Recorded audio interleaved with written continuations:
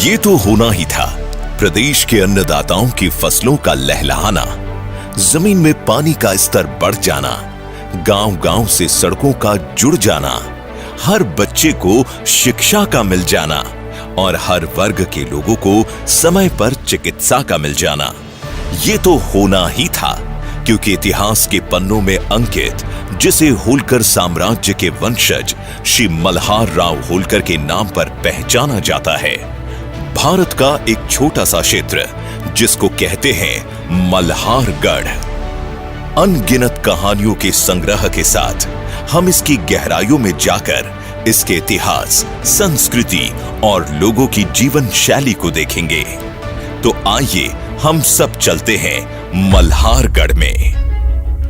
दरअसल मल्हारगढ़ शुरू से इतना विकसित क्षेत्र नहीं था और कांग्रेस के राज में यहां के लोग बहुत सी तकलीफों का सामना कर रहे थे।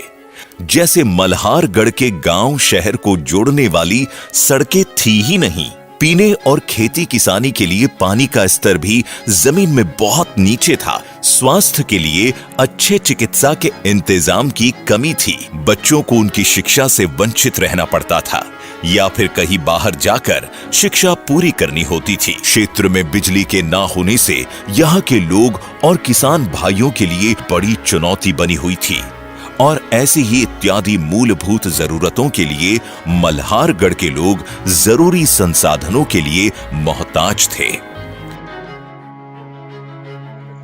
भाई साहब, अब मैं आपको बहुत पुरानी बात बताता हूँ कि राजाओं के समय भी किसानों को बराबर ध्यान रखा जाता था, मगर कांग्रेस के लोगों ने मल्हारगढ़ का किसानों का ध्यान रखना तो दूर की बात है, पर उनके विकास के संसाधनों का भी कोई ध्यान नहीं रखा। इसीलिए हमें हमारी लड़ाई खुद लड़ना है, हमारे हक की लड़ाई। वो आदमी हमारे घर का था, हमारा अपना था, जिसे पता था कि मल्हारगढ़ की जरूरतें क्या है, परेशानियां क्या है, जिसे राजा नहीं सेवक बनना था।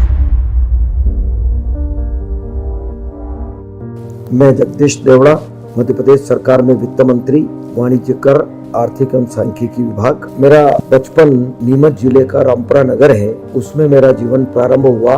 प्रारंभिक शिक्षा भी मेरी वहीं पर हुई। कर्म भूमि की दृष्टि से मैं मंदसौर आकर के रहा और मंदसौर में मुझे पार्टी की दृष्टि से रघुनंदन जी शर्मा, हमारे जो राज्यसभा के सदस्य रहे हैं, उन्होंने मुझे मंदसौर में कार्य की दृष्टि से मुझे वहां पर स्थापित किया। मैंने लगभग 8 वर्ष मंदसौर के भारतीय जनता पार्टी कार्यालय में फुल टाइम मैंने सक्रिय रूप से काम किया। मैंने घर घर जाकर के संपर्क करने का, पूरे जिले में प्राइवेट जो बसें रहती थी उस बस में बैठ करके भी हम प्रवास करते थे, मोटरसाइकिल से प्रवास करते थे।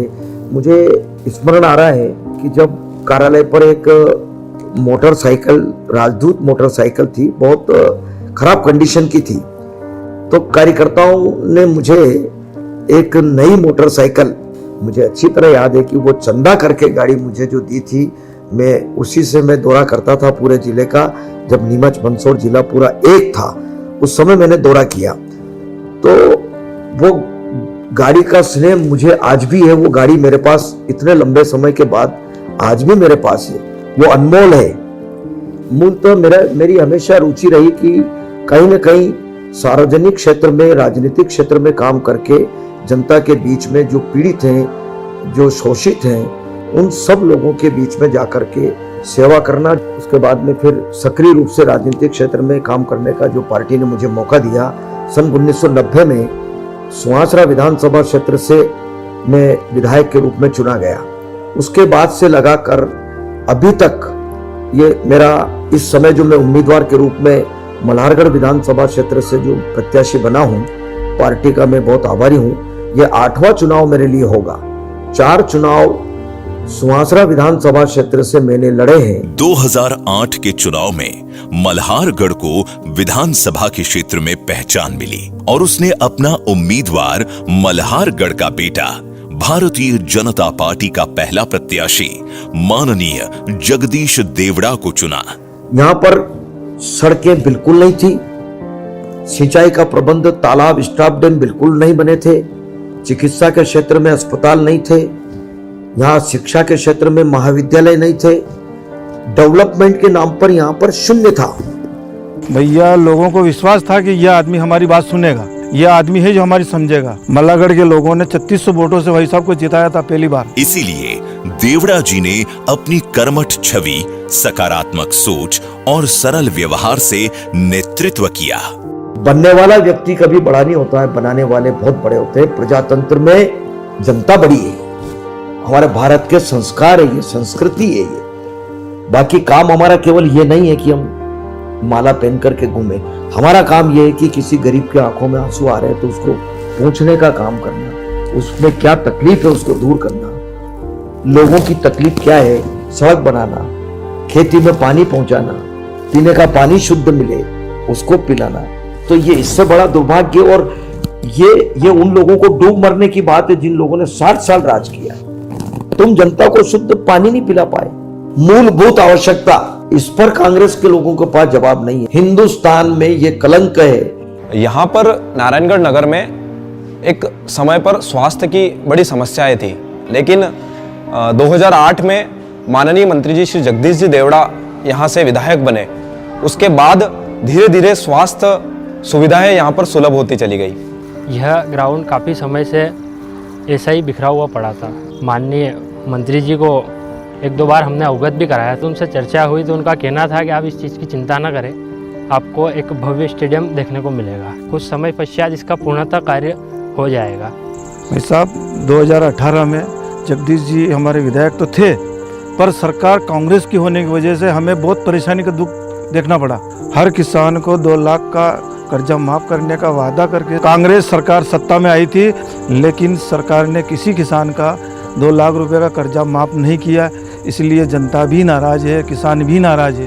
वैश्विक कोरोना बीमारी अपने चरम पर थी और तभी मध्य प्रदेश को फिर से भाजपा से ऑक्सीजन मिला और जगदीश देवड़ा जी वित्त मंत्री बने। मैं जगदीश देवड़ा ईश्वर की शपथ लेता हूं कि मुख्यमंत्री शिवराज सिंह जी चौहान के नेतृत्व में इस विधानसभा क्षेत्र में लगभग 600 करोड़ की सड़कें इस विधानसभा क्षेत्र में बनकर के तैयार हो गई है। यहाँ पर पढ़ने के लिए, विद्यार्थियों को पढ़ने के लिए, हायर सेकेंडरी के बाद महाविद्यालय में पढ़ने के लिए मंदसौर आना पड़ता था।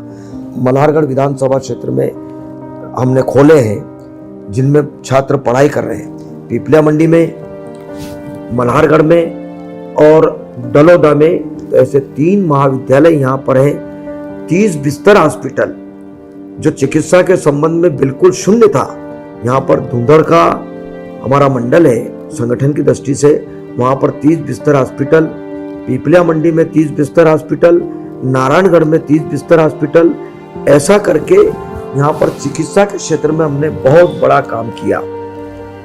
मल्हारगढ़ में 30 बिस्तर हॉस्पिटल था जो कि हाईवे पर पड़ता है मल्हारगढ़, तो वहां पर आए दिन कहीं न कहीं दुर्घटनाएं होती है हाईवे पर।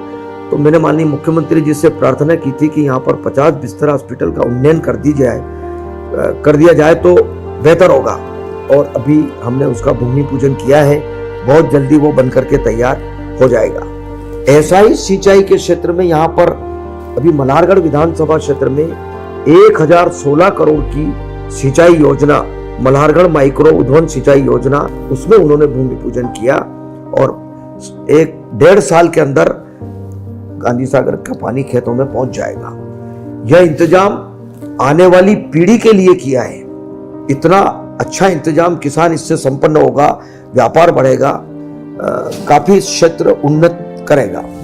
जल जीवन मिशन अभी चालू किया मोदी जी ने, अब 2024 उन्होंने तारीख दे दी, 2024 तक हर घर में नल से शुद्ध जल मिलेगा। ये उन लोगों को डूब मरने की बात है जिन लोगों ने 60 साल राज किया, शौचालय नहीं बना पाए। लेकिन ये कलंक था, इसके बारे में विचार देश के प्रधानमंत्री ने किया, शौचालय का प्रबंध किया, हर घर में शौचालय। कहीं न कहीं मूलभूत आवश्यकताओं की पूर्ति सबको होना चाहिए। गारंटी अब धीरे धीरे सरकार इस और बढ़ रही है, जैसे गारंटी कार्ड या आयुष्मान कार्ड दिया। मैं सभा होती तो मैं पूछता हूँ कितने लोगों के कार्ड बने, कितने के बाकी रह गए, तो खड़े होते हैं लोग, वो बताते हैं कि मेरे पास 100 रुपए भी नहीं है, पर मैंने 4.5 लाख रुपए अहमदाबाद जाके इलाज कराया हार्ट का। मोदी जी को धन्यवाद, अगर नहीं होते तो मैं मर जाता, मैं इलाज नहीं करा पाता। एजुकेशन की गारंटी दो, भ्रष्टाचार पे रोक लगेगी। जब सरकार ये कह देगी कि आपका बच्चा टैलेंट है, वो डॉक्टर बने, इंजीनियर बने, जो बने, पढ़ाओ, पैसा सरकार देगी, तो आप निश्चिंत हल्के हो गए कि अब मेरे को दंड फन इधर उधर करने की जरूरत नहीं। हेल्थ का इंतजाम और एजुकेशन का इंतजाम, ये दो चीज, और पीने का शुद्ध पानी, सड़कें सबके लिए, कुछ चीजें कॉमन होना चाहिए सबके लिए।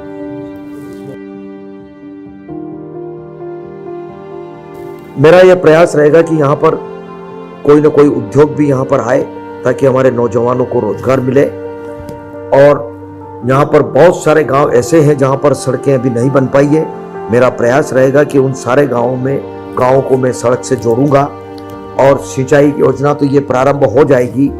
और भी हमारे कई छोटे छोटे काम हैं, जो सामुदायिक भवन है जैसे, या महाविद्यालय में कोई और अच्छी बेहतर व्यवस्था करना है पढ़ाने के लिए, या चिकित्सा के क्षेत्र में हमको अस्पतालों को उन्नयन करना है, अच्छी व्यवस्था करना है, इलाज का अच्छा प्रबंध हो जाए, ये करना है। जिनने विकास किया धरती पर, वो विकास यात्रा निकाल करके हम बता रहे हैं। हमने जन आशीर्वाद यात्रा निकाली, कांग्रेस आक्रोश यात्रा निकाल रही है। वो जनता को बताए कि आपका आक्रोश क्या, भारतीय जनता पार्टी ने जितना विकास किया है उसके लिए आक्रोश है क्या उनका, कि आपने क्यों विकास कर दिया, इस बात का आक्रोश है। जनता उनसे पूछना चाह रही है। अभी मध्य प्रदेश में 17 नवंबर को मतदान होगा। मैं ये पूछना चाहता हूँ कि यहाँ पर जितने काम मैंने विकास के बताए हैं, ये सब भारतीय जनता पार्टी की सरकार में हुए। जब कमलनाथ जी की सरकार बनी, 15 महीने सरकार रही, और सरकार बनने के पहले उन्होंने जनता के सामने वचन दिया था, वचन पत्र निकाला था, सरकार बनेगी तो किसानों के 2 लाख का कर्जा माफ करेंगे, महिलाओं को कहा था कि समूह माफ करेंगे, और नौजवानों को कहा था कि 4,000 रुपये हम भत्ता देंगे। एक भी वचन पत्र पूरा नहीं किया। इनके राष्ट्रीय अध्यक्ष राहुल गांधी जी पीपल्या मंडी आए थे और उन्होंने कहा था कि 10 तक गिनती गिनने के बाद में अगर कर्जा माफ नहीं होगा तो मैं मुख्यमंत्री को हटा दूंगा। लेकिन कर्जा माफ नहीं हुआ, किसी एक किसान का समूह माफ नहीं हुआ, बेरोजगारों को भत्ता नहीं मिला, झूठ बोल करके सरकार बनाई, गुमराह किया, और 15 महीने में एक भी काम विकास का इस मध्य प्रदेश की धरती पर नहीं हुआ। और कांग्रेस ने यहाँ पर किसान आंदोलन कह करके, वो कांग्रेस के द्वारा असामाजिक तत्वों का जमावड़ा था, और यहाँ पर पीपल्या मंडी, नारायणगढ़, मंदसौर जिला, इसमें दुकानों में आग लगाने का काम किया, हाईवे पर ट्रक जलाने का काम किया, वहां पर अंधाधुंध लूटपाट हुई। किसान आंदोलन नहीं था, वो गुमराह किया था, और इसीलिए भारतीय जनता पार्टी ने यहाँ पर अपनी विजयश्री प्राप्त की।